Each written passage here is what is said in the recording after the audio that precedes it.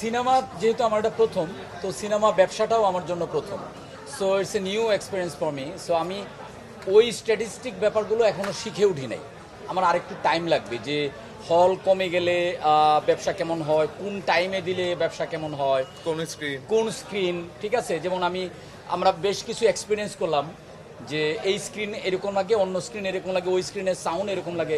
যেহেতু আমরা সোফার টেকনিক্যাল পারসন, এই জিনিসটা বুঝি, কিন্তু ব্যবসার জায়গাটা এখনও বুঝে উঠতে পারতেছি না।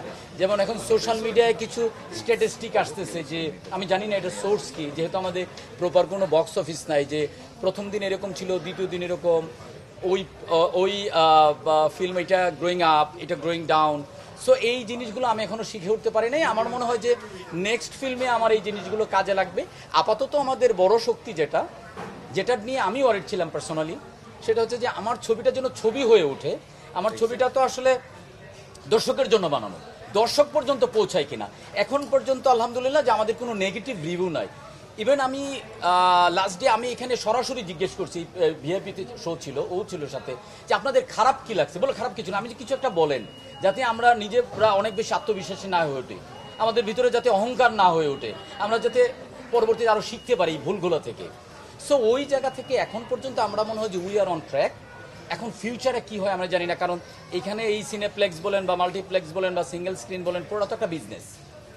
আলটিমেটলি সিনেমাটা তো আমাদের কাছে যে পেশনের জায়গা থেকে, আর যারা এটা প্রচার প্রসার করছে তাদের কাছে তো এইটা না, তার কাছে হলো বিজনেস, যেদিকে বিজনেস যাবে। সো অন্যান্য সিনেমার যখন অডিয়েন্সের চাপ থাকবে, টাইমিংটা ঠিকঠাক হবে, যতটুকু আমরা দেখলাম স্ক্রিনটা ভালো হবে।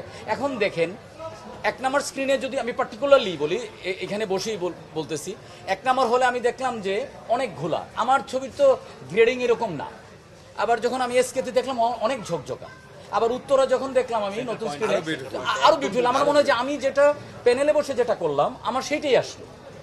তো এখন এই দর্শকের কাছে, তার কাছে মনে হইতে পারে কি বানাইছে, এটা অনেক ডার্ক, ঠিক আছে, এটা হইতেই পারে তার কাছে ভাব না। তবে আমার কাছে একটা জিনিস মনে হয় যে এই যে অনেক ধরনের মেকানিজম নিয়ে তুমি কথা বললা যে এইটা জানি না, ওইটা জানি না, সেটা জানি না, বিজনেস পলিসি।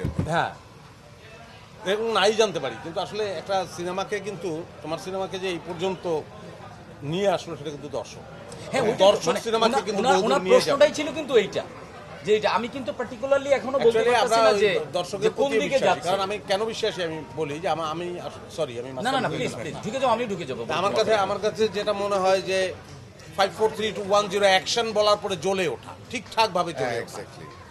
তো আমি যদি জ্বলে উঠি, সেটা কানেক্ট করবে অডিয়েন্সের সাথে। এবং আমরা যে নাটকে অভিনয় করি, প্রচুর নাটক যায়, সেগুলো অডিয়েন্স দেখে। সেখানে একটা সুবিধা আছে, নানান ধরনের এই অনেক মানে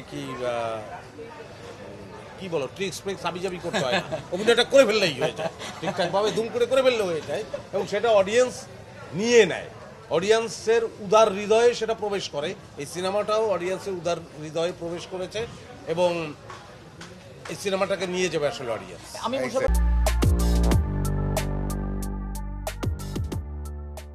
সিনেমাটা যদি সিনেমা হয়ে থাকে আলটিমেটলি, তাহলে সেইটা আসলে দর্শকই আসলে জাজ করবে, দর্শকই আসলে নিয়ে যাবে। কারণ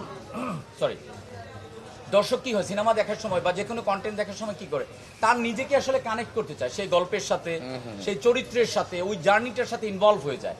সো এইটা যদি সেই কন্টেন্টের মেরিটে যদি সেটা করে নিতে পারে, তাহলে তো নিয়েই যাবে। এখন মানে ভাই আপনার যে প্রশ্নটা ছিল, ব্যবসার জায়গাগুলো আমরা এখনো বুঝি না। কিন্তু এইখানে আমার একটু কথা আছে যে শরাফ আহমেদ জীবনের আসলে সিনেমা বানানোটাই বোঝা উচিত। বাংলাদেশে ফিল্ম মেকারের আসলে ফিল্ম বানানোটা বা স্টোরি টেলিংটাই তার বেসিক কাজ হওয়া উচিত।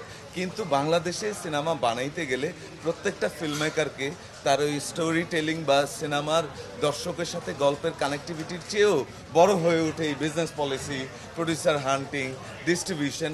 এইটা সারা পৃথিবীতে কিন্তু ডিফারেন্ট লোকের জব, এইটা ফিল্ম মেকারের জব না। কিন্তু আপনি দেখেন আমার এখানে যারাই সিনেমা বানাচ্ছে, বড় বাজেট ছোট বাজেট যেই বাজেটই হোক, প্রত্যেকটা ফিল্ম মেকারকে ডিস্ট্রিবিউশন, তারপরে বিজনেস, এই সমস্ত জায়গায় কথা বলতে হচ্ছে।